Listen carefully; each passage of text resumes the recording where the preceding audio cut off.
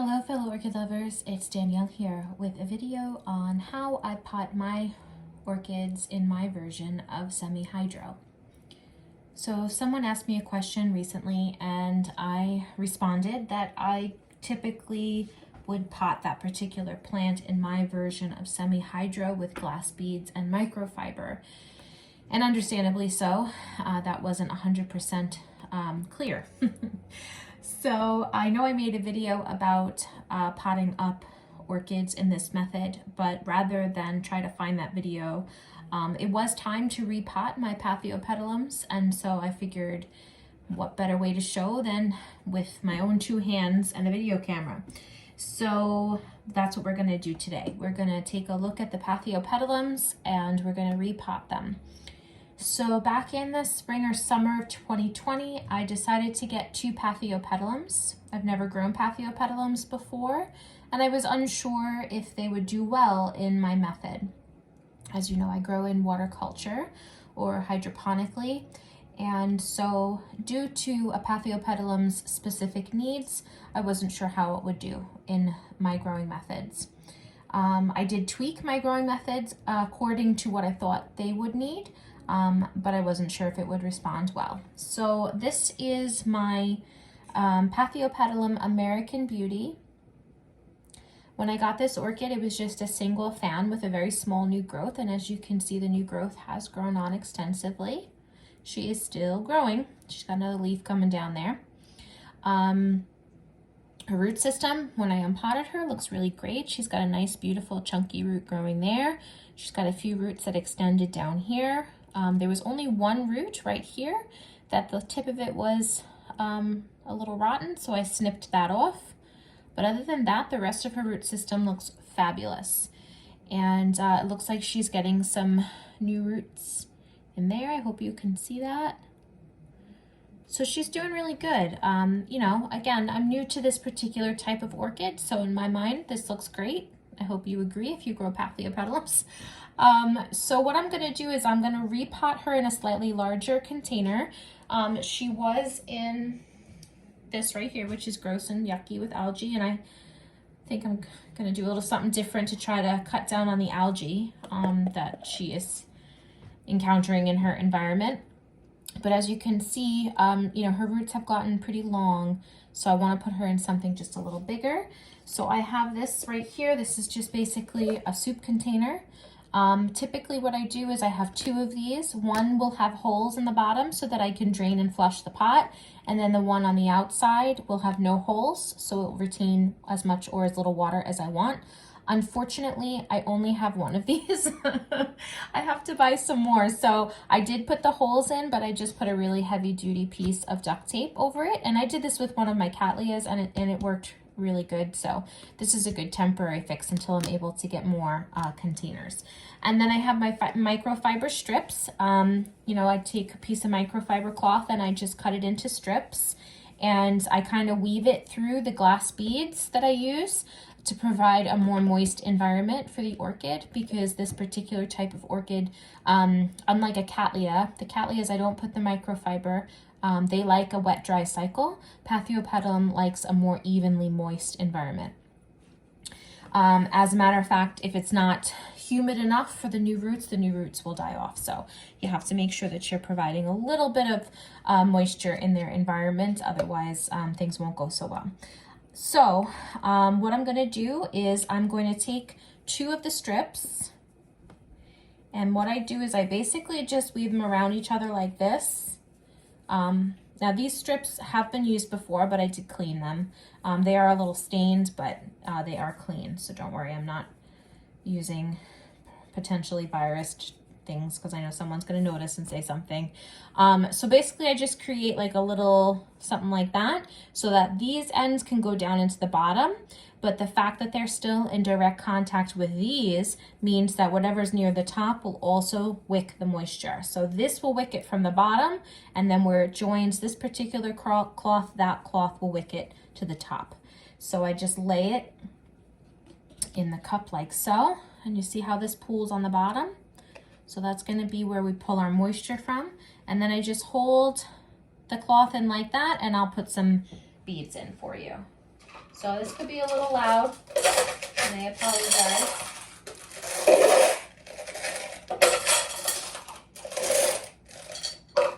Okay, so you see how I put the glass beads in like that? Okay, so now this particular one is buried, and then this one's free to be kind of around the root system. So then I take the Papheopedilum and I try to gently place the roots around the microfiber cloth. You see that? So that there's a center of moisture for the roots, okay? So I do that, and then I'm gonna place the glass beads around the outside. So again, sorry about the loud noise.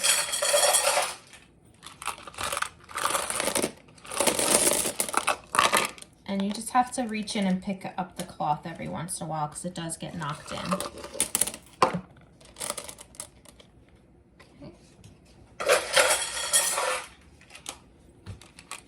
And I try to go gently because I don't want to hurt the root system.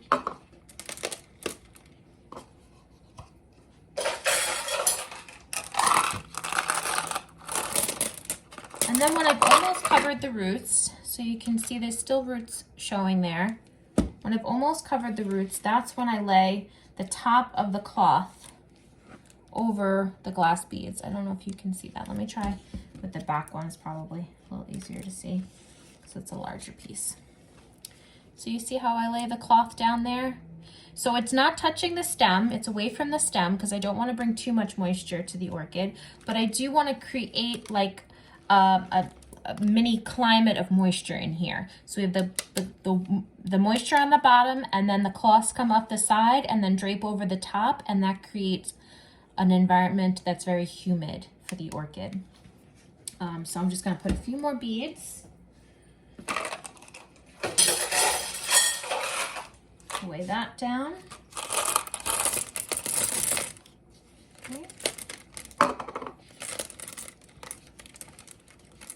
And then this third piece, I'm just going to wrap around the very edge of the cup or the container. So again, I'm providing a top layer of moisture for the orchid, but again, I keep it away from the stem. So the stem is not getting the moisture directly in contact with it because I want humidity, but I don't want it to be so wet that the orchid now you know, might potentially rot. We don't want that. And again, this is how it works in my environment. This is what has been working for me with these plants. But, you know, this is really just to give you a jumping off point to think about how you can do something in your environment that'll work for your plants. You know, a lot of people use the leca beads for the semi-hydro, and if that's something that you want to use, you can certainly do that. Personally, this is the way that I have found works for me because I am an overwaterer, and leca does actually retain a little bit of moisture, and so I probably would kill I would probably kill my orchids if I used leca. Because I would have a tendency to overwater. You can't really do that with the glass beads. They don't retain water. So when I put the water in, the microfiber does, but it's just damp. It's not wringing wet. So that in that way, I kind of work with my problem of overwatering. If you don't have that problem, if you're an underwater, then maybe leca would be a better choice for you. But for me, the glass beads really reassure me that I'm not overwatering the plant. So there she is. She's all potted up. She's looking really good. I also tried to pot her towards the front of the container and left a lot of space in the back. So as she's growing, she can fill in the container a little bit more. But that's basically it. That's how I do my version of semi-hydro with glass beads and microfiber strips. So we can just really quickly do this one as well. I don't want to completely overwhelm you with a lot, but this one I'm going to put back into its cup because I cleaned out the cups. Really not a lot of root growth on this one. This one didn't have great roots. This one is Papheopedilum warden. This one didn't have great roots when I got it. The root system on this one was not as nice. As you can see, one of the roots did get a new root tip on it, which is great, but that's it. Now she is still growing leaves. There's another leaf coming in there. So, you know, she may concentrate on roots next, but yeah. So that's pretty much all she's got going on right now. So I don't feel like the bigger pot is really gonna be worth it for her right now. Plus I don't have another one. So it's kind of good that her root system was not, you know, extensive. So again, I have a cup here. I have holes in the bottom. I don't know if you can see them, but I have holes in the bottom so that I can drain and flush the plant. And so we're gonna do basically the same thing with her. We're just gonna take 2 cloths though, because the cup's a lot smaller, so we don't need as much microfiber. And we're gonna create our little creation there. And we're gonna put in some glass beads. Again, steady on for the noise.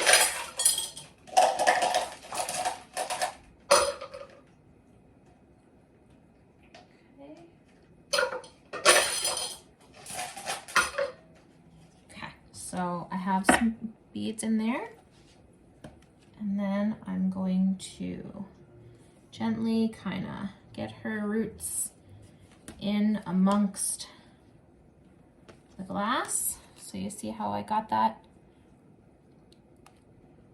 microfibers kind of in among the roots, again, to create a little bit of a humid environment for the roots, but again, not too wet. I just want it to be humid for her. And now I'm going to put a little more of these glass beads in there.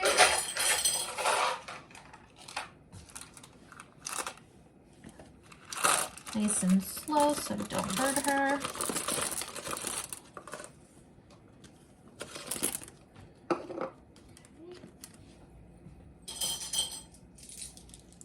And then we're going to lay the microfiber over the top of those. Again, not near the stem. We don't want it near the stem. And I kind of ran out of glass beads in this particular room, so I'm gonna have to go get more from my supply cabinet, but that's basically the idea. You saw me do it with the other one. I'm just gonna put some more glass beads on the very top until, you know, just to the base of her is covered. So that's her. So she's almost done as soon as I get some more glass beads. So that's my version of semi-hydro. I have 2 versions. Like I said, I have the one with the cattleyas that I don't put the microfiber because they do enjoy a quick wet dry cycle. So if I put the microfiber, they would stay too damp. So that's one version of the semi-hydro. And then the other version includes the microfiber strips for things like Papheopedilum, Zygopetalums. My vanilla plant has it, my Phaeus has it, and that's because those particular plants do like their environment to stay evenly moist throughout the week. Again, not wringing wet, just evenly moist, and that microfiber provides that humidity that they need. Now, before I say goodbye, there was another question that I wanted to just address in this video. Somebody asked me about my Maxillaria tenuifolia, so I'm just going to give you a quick little care guide that I use. It's really important to know what kind of plant you have and what your environment is when you make choices as to how you're going to care for your plant. So as many of you know, I live in New York in the United States. I live in upstate New York now, so it's very cold here throughout the winter. I do get a lot of sun in my environment because my windows that I grow my orchids in face south. So I do get a fair amount of sun. And I grow hydroponically, so it's quite different than a lot of people grow. So just keep that in mind as I'm telling you these culture tips that I use, because it might not be something that'll work for you. So typically throughout the summer, she's actually potted a little different than she is right now. So right now she's just in a container with no glass beads. Typically in the summer, she has glass beads in the bottom, and that's so that there's a little bit of humidity in the glass even after the water is no longer touching her roots. So in the summer, I'll water her so that, you know, just the base of her roots are in contact with the water, and I spray her really good with water because these bracts actually have roots in them. And that's how I water her in the summer, and within a couple of days, you know, the water has dropped down below where her roots are, so her roots are no longer in contact with the water, but there is water still in the glass beads, which again provides humidity for the plant. And I usually check my plants once or twice a week. There's one particular day that's watering day, but if I come up to her and she's still pretty damp, I skip her. I don't water her to the point where I'm drowning her. Now in the winter, things are a little different. As you can see, I take all the glass beads out. And the reason for that is there are several types of Maxillaria tenuifolia out there. The two that I'm particularly familiar with, because I did research because my plant would not bloom, there's one type that has like a longer rhizome, and then there's one plant that has a very short rhizome between the pseudobulbs. I have the one that has a very short rhizome between the pseudobulbs, and they are a lot harder to get to bloom. The one with the long rhizome blooms profusely, no problem, really pretty easy to get to bloom. This particular one, not so much. So I've had this plant for approximately 3 to 4 years.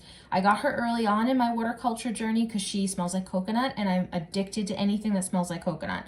So, but this is the first time I've actually gotten her to bloom. And the way that I did that is I was actually speaking to Yoshi from Plants and Other Things, and he mentions about some maxillarias need a drier, brighter winter.